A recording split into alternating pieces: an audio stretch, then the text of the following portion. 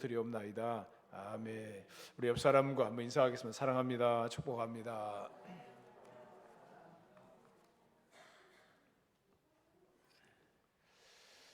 파티의 3요소가 무엇인지 아십니까? 파티의 세 가지 요소는 술과 음악 그리고 얼음이라고 합니다. 사람들은 술이 있어야 흥에 겨워합니다. 우리 그리스도인들은 술이 없어도 성령의 술을 마심으로 흥겨운 삶이 되어야 할 것입니다. 예수님은 공생애를 시작하시면서 첫 번째 기적을 가나의 혼인잔치에서 행하셨습니다. 예수님께서 가나에서 행하신 이 첫 번째 기적은 행복한 결혼잔치의 분위기를 깨뜨리지 않기 위해서 이렇게 기적을 행하셨습니다. 예수님께서 공생애를 시작하시면서 첫 번째 기적을 가나의 혼인잔치에서 행하셨다는 것은 대단히 중요한 의미가 있습니다. 우리는 기독교를 기쁨의 종교라고 말하고 있습니다. 로마서 14장 17절 말씀을 같이 읽겠습니다. 하나님의 나라는 먹는 것과 마시는 것이 아니요 오직 성령 안에 있는 의와 평강과 희락이라. 그래서 하나님 나라의 특징 가운데 하나는 희락이라는 기쁨이라는 것입니다. 갈라디아서 5장 22절에 보면은 성령의 5가지 열매 중에 보면은 첫 번째는 사랑, 두 번째가 희락입니다. 희락이라는 것은 기쁨을 의미하는 것입니다. 시편 32편 11절에도 이런 말씀이 있습니다. 시편 32편 11절입니다. 너희 의인들아 여호와를 기뻐하며 즐거워할지어다. 마음이 정직한 너희들아 다 즐거이 외칠지어다. 의인들아 여호와를 기뻐하며 즐거워하라고 했습니다. 예수님을 믿는 사람들은 하나님을 향해서 기뻐하며 즐거워해야 될 줄로 믿습니다. 또 성경은 빌립보서 4장 4절에서 이렇게 말씀합니다. 빌립보서 4장 4절입니다. 같이 읽습니다. 주 안에서 항상 기뻐하라. 내가 다시 말하노니 기뻐하라. 주 안에서 항상 기뻐하라. 내가 다시 말하노니 기뻐하라고 말씀하고 있습니다. 성경은 우리에게 분명히 희락의 열매를 맺으라고 명령하셨고 천국의 내용은 의와 평강과 희락이라고 말씀하고 있습니다. 이와 같이 그리스도인의 삶의 특징 중 하나는 기쁨이라는 것입니다. 우리 모두가 예수님 안에서 기뻐하는 삶을 살아가기를 바랍니다. 우리는 기쁨을 잃어버리고 살아갈 때가 많습니다. 문제가 산적해 있고 도무지 해결할 가능성이 없는 상황에서 어떻게 기쁨의 삶을 유지할 수 있습니까? 어떻게 구원의 즐거움을 회복하며 기뻐 외치며 주님을 찬양할 수 있겠습니까? 예수님께서 공생애를 시작하시면서 혼인잔치에서 기쁨을 주셨던 것을 생각해 보면서 우리의 삶이 기쁨의 삶으로 변화되기를 바랍니다. 그래서 오늘 본문을 중심으로 해서 가나의 기적이라는 제목으로 은혜를 나누고자 합니다. 예수님 당시에 유대는 남부와 중부와 북부로 세 곳으로 나누어져 있었는데 이 갈릴리는 갈릴리 바다를 중심한 유대의 북쪽 지방을 일컫는 이름입니다. 사진을 한번 띄워주세요. 사진을 띄워주시면은 갈릴리 가나, 빨간 글자 밑에가 갈릴리 가나가 있습니다. 좀 더 확대된 사진이 있습니다. 확대된 사진, 다음 사진을 보면은 갈릴리 가나가 갈릴리 호수에서 가깝다는 것을 알 수가 있습니다. 그러니까 갈릴리 호수에서 가까운 이 가나에서 바로 혼인 잔치에서 기적을 일으켰다는 말씀이 기록되고 있습니다. 그리고 갈릴리 가나에 세워진 예배당이 있습니다. 한번 예배당을 한번 보여주시면은 갈릴리 가나에서 예수님께서 물로 포도주를 만든 그곳에 세워진 예배당이 바로 저렇게 세워져 있습니다.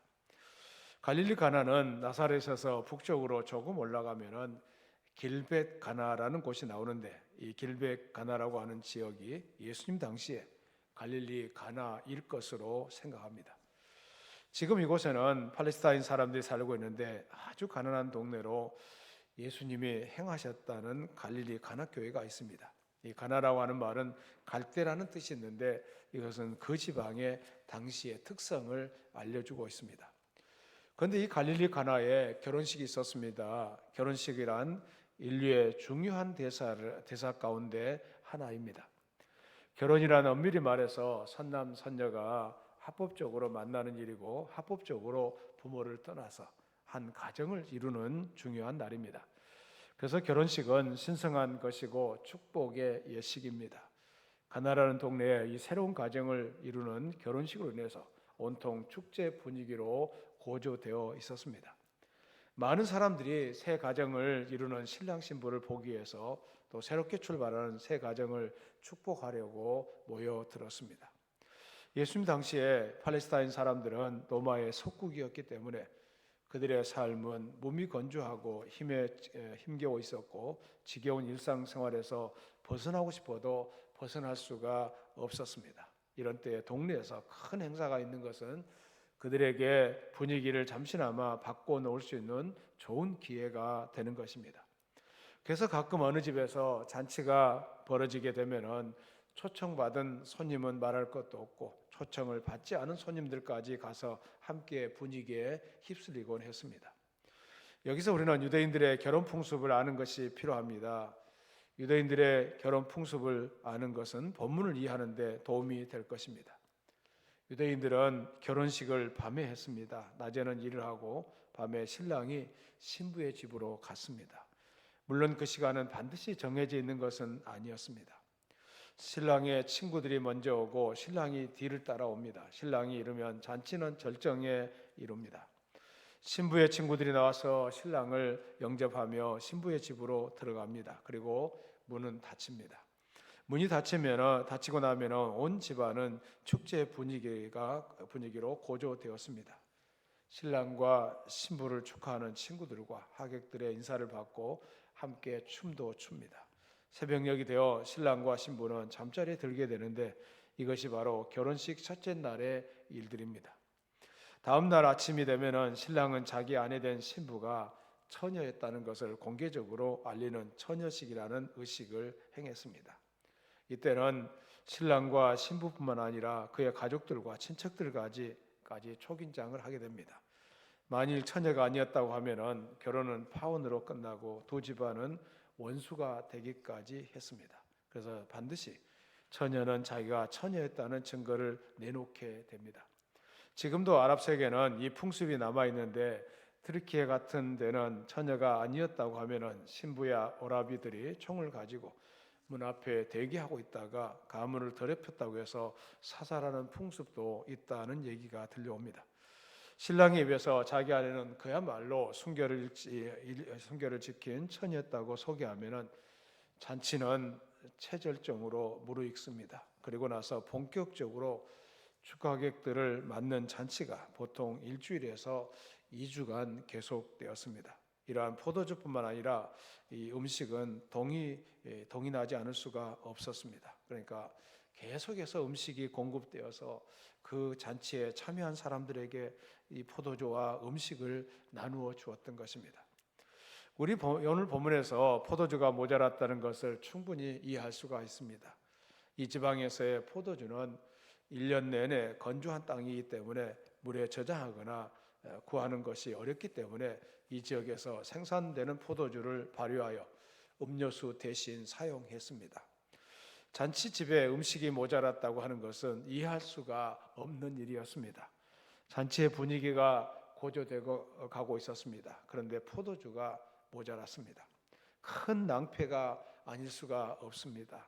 신랑과 신부의 수치가 아닐 수가 없습니다. 요즘 같으면은 슈퍼마켓에 가서 사오면 되겠지만은 그 당시에는 준비한 것 외에는 구할 수도 없는 처지였기 때문에 매우 심각했습니다.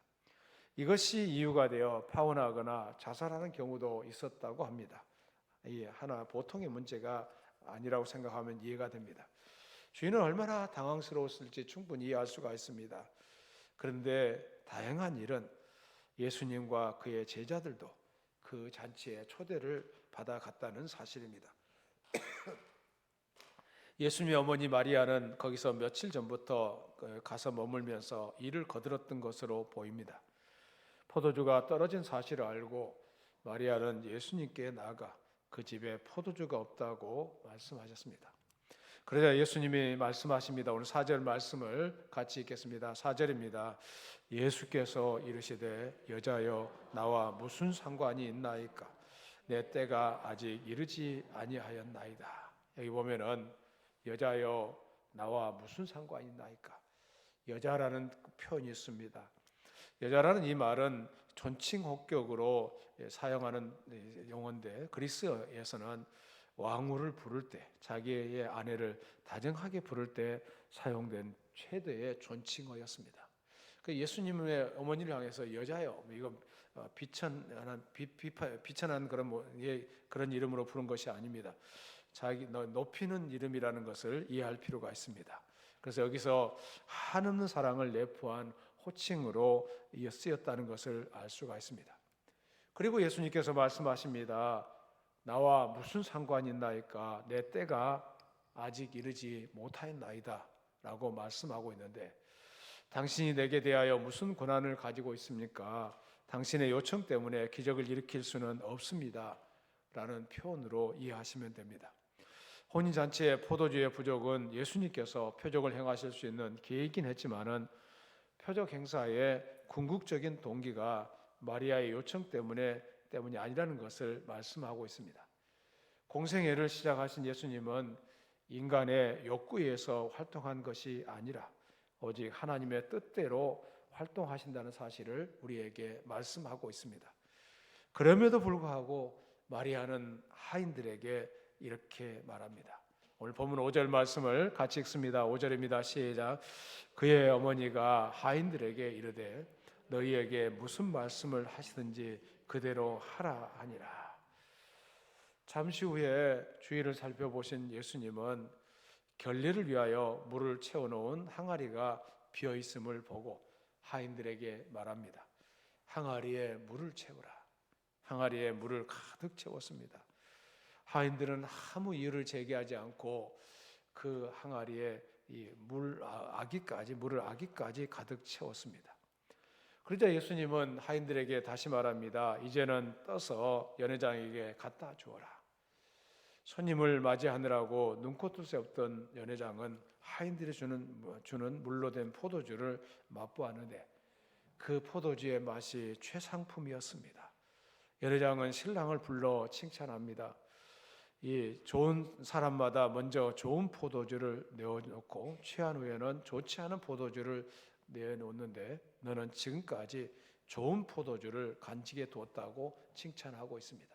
이게 먼저 술 취하기 전에는 좋은 포도주를 가지고 사람들에게 흥을 돋궈주다가 이제 술이 한참 취하면은 술이 진짜인지 가짜인지 좋은 술인지 안 좋은 술인지 모르잖아요. 그럴 때는 안 좋은 술을 내놓는데 보니까 더 좋은 포도주를 두었다고 칭찬하고 있습니다. 예수님은 갈릴리 가나의 혼인 잔치집에서 표적을 행하셨습니다. 물이 포도주가 되는 표적을 행하신 것입니다. 물통에 들어있는 동안은 분명히 물이었습니다. 그러나 예수님의 말씀하신 대로 하인이 연회장에 갖다 주었을 때는 최상의 포도주로 변해 있었습니다. 모든 문제는 해결되었습니다. 결혼식은 다시 즐거움으로 무르익었습니다.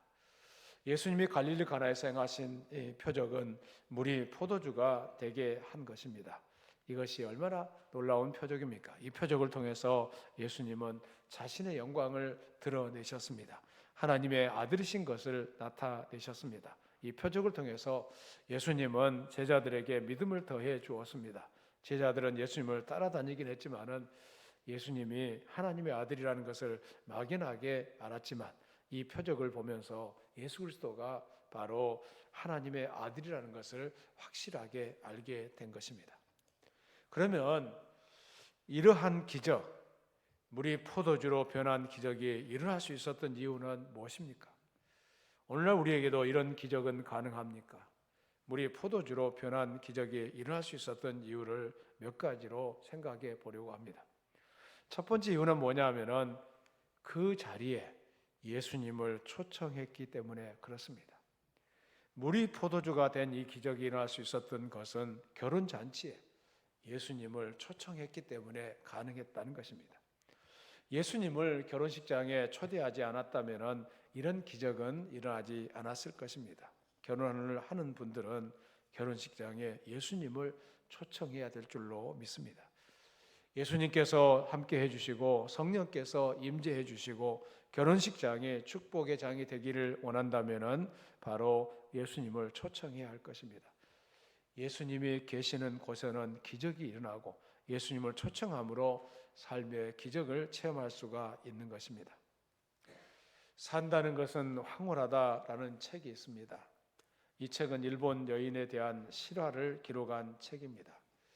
이 책의 주인공은 요네코라는 여인인데 어머니가 갑자기 사망하니까 삶의 희망을 잃어버리고 열차에 뛰어들어 자살을 시도했습니다. 그런데 자신의 의도대로 죽지 않고 눈을 떠보니까 병원이었습니다. 양 다리가 없어졌습니다. 왼팔도 없어졌습니다. 손가락도 3개가 없어진 처참한 모습으로 살아 있었습니다. 그런 자신을 보면서 이제는 자신이 죽을 수도 없다는 사실 때문에 더욱 절망했습니다. 그런데 이 여인이 젊은 목사 지망생의 전도를 받고 결국 예수님을 영접했습니다. 예수님을 영접하고 나서 어느 날 손가락 3개가 남아있다는 것으로 감격했습니다. 펜을 가까이 가져와 달라고 해서 글씨를 쓰면서 감격했습니다. 저녁 식사를 준비하느라고 감자를 깎는데 감자가 이리저리 굴러 다녔습니다. 하나님께 기도했습니다. 하나님께서 말씀하십니다. 감자를 반쪽으로 쪼개서 깎아라 라고 말씀하셔서 감자를 절반으로 쪼개서 감자 요리를 만들었다는 얘기를 합니다. 이 요네코라는 여인이 이런 신체가 이 불완전한 상황인데도 불구하고 이 여인이 예수님을 만났고 예수님 때문에 삶은 황홀하다라는 책을 썼다는 것입니다. 우리는 사지가 멀쩡하잖아요. 건강한 모습으로 잘 걸어다니고 있잖아요. 오늘도 예배당에 오는데 건강한 모습으로 예배당까지 올라오신 분도 있을 것이고 엘리베이터를 타신 분도 있을 것이지만은 그러나 우리가 건강하게 살 수 있다는 것 자체가 얼마나 하나님께 큰 감사하고 영광이라는 것을 알게 됩니다. 우리가 예수님을 만나면은 그것 때문에 예수님을 만난 그것 때문에 삶은 황홀해질 줄로 믿습니다. 더글라스라는 사람은 이런 말했습니다. 예수님은 물을 포도주로 변화시킬 수 있을 뿐만 아니라 찌푸린 인상을 미소로, 두려움을 담력으로, 절망을 희망으로, 사막을 옥토로, 죄가 가득한 영혼을 거룩한 영혼으로, 맛없는 세상을 맛있는 세상으로, 자기를 내어주는 사랑으로 변화시킬 수 있는 변화의 능력을 갖고 있다고 말씀하고 있습니다. 여러분, 여러분의 삶 속에 진정으로 예수님을 초대하기를 바랍니다. 여러분의 심령 속에, 여러분의 가정 속에, 매일의 일상생활 속에 예수님을 모시기를 바랍니다. 그때 기적은 일어나게 될 줄로 믿습니다. 물이 포도주로 변하는 기적이 가능합니다. 예수님을 초청할 때 여러분의 맹물 같은 인생이 맛깔스러운 포도주의 인생으로 변화될 줄로 믿습니다. 두 번째로 이 기적은 저절로 일어난 것이 아닙니다. 예수님의 어머니 마리아가 하인들에게 말했습니다. 5절 말씀을 다시 한번 읽습니다. 5절입니다. 시작. 그의 어머니가 하인들에게 이르되 너희에게 무슨 말씀을 하시든지 그대로 하라 하니라. 예수님은 결례에 쓰는 돌 항아리 6을 보고 말씀하셨는데 7절을 읽습니다. 7절입니다. 시작. 예수께서 그들에게 이르시되 항아리에 물을 채우라 하신즉 아기까지 채우니. 그리고 또 말씀하십니다. 8절입니다. 8절을 같이 읽습니다. 시작. 이제는 떠서 연회장에게 갖다 주라 하심에 갖다 주었더니 하인들은 연회장에게 그 포도주를 그 물을 갖다 주었습니다. 하인들이 순종했더니 기적이 일어난 사건입니다. 그러나 사실 알고 보면은 이 명령을 받은 하인들은 선뜻 순종하기가 어려운 이유가 몇 가지 있습니다. 첫째는 비상식적이었기 때문입니다. 그날 그 집에 있었던 6개의 돌 항아리는 식전 식후에 손을 씻고 외출해서 돌아왔을 때 발을 씻기 위해서 사용한 물을 담아두는 항아리였습니다. 다시 말해서 포도주 용기가 아니었습니다. 그것은 마치 발을 씻고 손을 씻는 세숫대야에 고깃국을 담그는 비상식적인 것과도 같습니다. 또 두 번째는 비과학적입니다. 포도주는 잘 익은 포도로 담급니다. 그 당시에는 포도주 공장이 없었기 때문에 각자 집에서 적당한 방법으로 담가서 사용했습니다. 그러나 공통된 한 가지 원리는 포도주는 포도로 담근다는 것입니다. 순수한 물로 H2O로만 포도주를 만드는 사례는 요한복음 사건 이전에도 그 이후에도 없었습니다. 하인들이 두 눈을 부릅뜨고 찾아보았지만은 포도주를 담글 포도는 보이지 않습니다. 그리고 포도주란 당장 되는 것이 아닙니다. 포도를 깨뜨려서 짜고 그 액체를 상당 기간 동안 발효하도록 보관해야 합니다. 그런데 지금 예수님은 비상식적이고 비과학적인 방법으로 포도주를 만들겠다고 하인들에게 명령했기 때문에 선뜻 순종하기가 어려웠던 것입니다.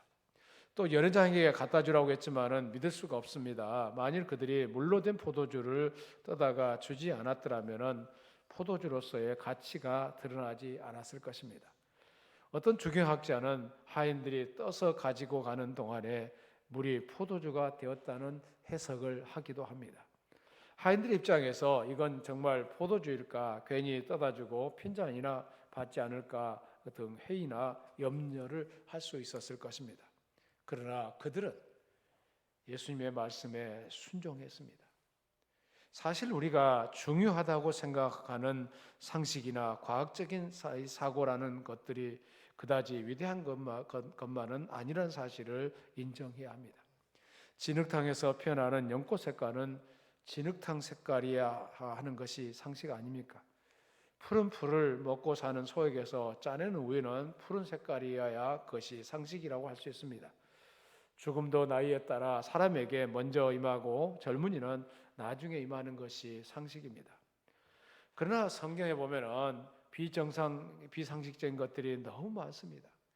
성경 안에 기록된 내용들 가운데 상식과 과학을 초월한 사건들이 얼마나 많은지 모릅니다. 이스라엘 백성이 홍해를 육지같이 건넜다는 사건, 40년 동안 굶어 죽지 않고 광야를 횡단한 사건, 하룻밤 사이에 창 한 번 던진 일이 없었지만은 이스라엘을 쳐들어왔던 아수르 병사 18만 5천 명이 떼죽음을 당한 사건 등 창세기에서 요한계시록까지 이런 내용들을 보면 인간의 상식과 과학을 초월한 내용들이 너무 많다는 것을 알게 됩니다. 오늘 요한복음 2장 1절부터 11절 말씀도 예수님께서 우리에게 주는 교훈이 무엇입니까? 무슨 말씀을 하시든지 그대로 하라는 것입니다. 그것이 이치에 맞든 안 맞든 간에 상식적이든 비상식적인 것이든 과학적이든 비과학적이든 그대로 해보라는 것입니다. 이사야서 45장 9절입니다. 이사야서 45장 9절을 같이 읽습니다. 질그릇 조각 중 한 조각 같은 자가 자기를 지으신 이와 더불어 다툴진대 화 있을진저 진흙이 토기장이에게 너는 무엇을 만드느냐 또는 내가 만든 것이 그는 손이 없다 말할 수 있겠느냐. 사실 저나 여러분이나 다 질그릇 같은 존재잖아요. 질그릇 같은 존재가 우리를 만드신 토기장이에게 너는 무엇을 만드느냐 내가 만든 것이 손이 없다 말할 수 있느냐. 뭐 여러 가지 이유를 제기할 수 있지만은 그 토기장이에게 반문할 이유를 제기할 수가 없다는 것입니다. 피조물은 창조자의 절대 권능 앞에서 이러쿵 저러쿵 할 수가 없다는 것입니다. 우리 모두가 하나님 앞에서 피조물이고 이 하나님의 창조물 중에 하나라는 사실을 잊어서는 안 될 것입니다. 그런데 우리가 하나님의 말씀을 들으면서 그대로 순종하지 못할 때가 참 많잖아요. 자기 생각대로 자기 고집대로 살아갑니다. 하나님의 경험과 하나님의 능력을 우리의 능력과 동일시할 경우가 많습니다. 내가 1분에 100m를 달리면은 하나님도 1분에 100m를 달릴 수밖에 없다고 믿습니다. 그리고 내가 실패했기 때문에 하나님도 실패할 것이라고 여깁니다. 또 내가 할 수 없기 때문에 하나님도 할 수 없다라고 생각할 때가 많습니다. 그런데 하나님은 그런 분 아니시잖아요. 또 두 번째로 사탄이 그 사람의 마음을 장악하고 있기 때문에 말씀대로 살아내지를 못합니다. 그래서 왜 안 믿어지냐? 왜 믿음이 없느냐? 우리는 그런 말들을 하잖아요. 그런데 사실은 우리가 하나님 말씀이 상식을 넘어서고 우리의 지성을 넘어서잖아요. 그런데 우리의 마음속에 성령 하나님이 계시는 것이 아니라 악한 영이, 악령이 사람의 마음을 장악하고 있기 때문에 하나님 말씀이 그대로 믿어지지 않는다는 것입니다. 아담 하와가 하나님의 말씀에 불순종한 것은 사탄이 그들의 마음을 장악했기 때문입니다. 사탄이 마음을 사로잡으면 하나님의 말씀에 순종하지 않게 됩니다. 그래서 여러분 이제 어떤 생각이 들면은 그 생각이 이건 뭐 하나님이 주신 생각이다 이렇게 덥석 받으면 안 돼요. 판단을 하셔야 돼요. 이게 하나님께로부터 오는 생각이냐 내 생각이냐, 하나님이 주시는 메시지냐 내 개인적인 생각이냐. 여러분도 생각을 꿈을 꿔보면 알겠지만은 자기 일상생활에서 했던 것들이 꿈에 많이 나타나잖아요. 그래서 꿈을 꿨다고 하면서 영몽을 꿨다고 자기가 하나님께로부터 응답받았다고 그런 식으로 얘기해서는 안 됩니다. 하나님께서 주시는 생각은 말씀에 비춰봐야 되고 그 말씀 가운데서 하나님이 나에게 주신 그 메시지를 잘 이해하고 받아들여야 할 줄로 믿습니다. 우리의 마음이 사탄에게 지배되면은 아무리 좋은 말씀이 들어와도 그 말씀대로 순종하기가 어렵잖아요. 그리고 하나님의 심판에 대해서 과소평가하기 때문에 그렇습니다. 그런데 성경을 자세히 읽어보면은 하나님은 믿음이 없는 사람들을 심판하셨다는 것을 알게 됩니다. 사실을 외면하거나 무시하기 때문에 불순종하게 되는데 그 결과가 하나님의 심판을 가져오게 됩니다. 베드로전서 2장 8절입니다. 베드로전서 2장 8절을 같이 읽습니다. 또한 부딪히는 돌과 걸려 넘어지게 하는 바위가 되었다 하였느니라. 그들이 말씀을 순종하지 아니함으로 넘어지나니 이는 그들을 이렇게 정하신 것이라. 말씀을 주셨는데도 말씀대로 순종하지 않았기 때문에 걸려 넘어진다는 것을 말씀하고 있습니다. 하나님께서 우리에게 말씀을 주시고 또 때로는 그 말씀대로 순종하기를 바라고 계십니다. 그런데 순종하지 않아요. 거절합니다. 자기 생각대로 살아갑니다. 고집대로 살아가기 때문에 결과적으로 하나님 앞에 심판을 받게 된다는 것을 알게 됩니다.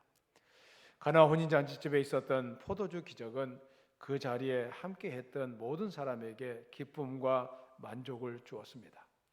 중용학자 버나드는 6항아리의 포도주는 70가족이 먹고도 남는 양이라고 말했고 바클레이는 180갈렌이나 되는 양이라고 말했습니다. 그러나 중요한 것은 그것이 아닙니다. 무슨 말씀을 하시든지 간에 그대로 했다는 것입니다. 주님께서 말씀하실 때 그 말씀대로 순종하는 삶을 살았기 때문에 놀라운 역사가 나타났다는 것입니다.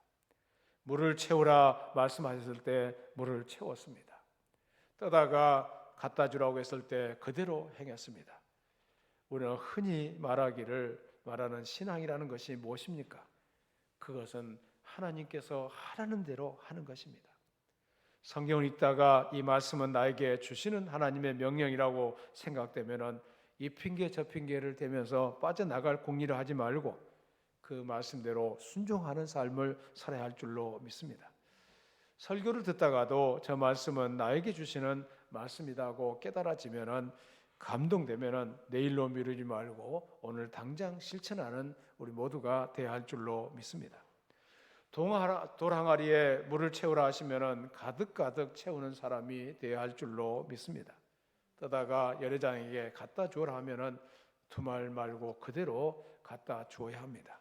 믿으라 하셨으니 믿어야 합니다. 기도하라 하셨으니 기도해야 합니다. 염려하지 말라고 말씀하셨으니 염려하지 말아야 합니다. 주의 말씀대로 순종하는 사람들에게 하나님은 이런 표적들을 나타내 보이신다는 것입니다. 우리 주위에 많은 사람들이 기쁨을 잃어버렸습니다. 삶이 고통스럽게 느껴질 때가 많습니다. 우리들은 어떻습니까? 여러분의 삶에 기쁨이 충만하십니까? 기쁨을 잃어버렸다면 기쁨의 근원 되시는 예수님을 새롭게 영접해야 할 줄로 믿습니다. 그리고 순종하는 삶으로 나가야 합니다. 물이 포도주가로 변하는 기적은 일어날 수 있습니다. 맹물 같은 인생이 변하여 포도주 같은 진한 인생이 될 수가 있는 것입니다. 기쁨과 행복이 바닥난 가정이라고 해도 그곳에 예수님이 계시고 예수님의 말씀에 순종하면은 물이 변해서 포도주가 되는 기적이 일어날 줄로 믿습니다. 삶의 의미가 사라지고 희망이 끊긴 내 인생이라 할지라도 물을 포도주로 만드신 예수님을 영접하고 그 말씀에 순종해 가면은 이런 맛깔스러운 인생이 될 줄로 믿습니다. 무슨 말씀을 하시든지 그대로 하라, 이것을 우리의 마음속에 잘 새겨야 될 줄로 믿습니다. 예수님께서 말씀하실 때 여러분 성경 읽다가 감동되는 말씀들이 많을 것입니다. 그 말씀대로 순종하는 삶으로 나아갈 때 하나님의 은혜가 우리 가운데 충만하게 임할 줄로 믿습니다. 예수님을 만난 사람들은 텅텅 빈 돌항아리들이 새로운 가치와 축복으로 가득 차게 될 줄로 믿습니다. 이런 은혜로운 역사가 있기를 예수님 이름으로 축원합니다. 살아계신 하나님 감사합니다. 가나의 혼인잔치에 대한 말씀을 생각해 보았습니다.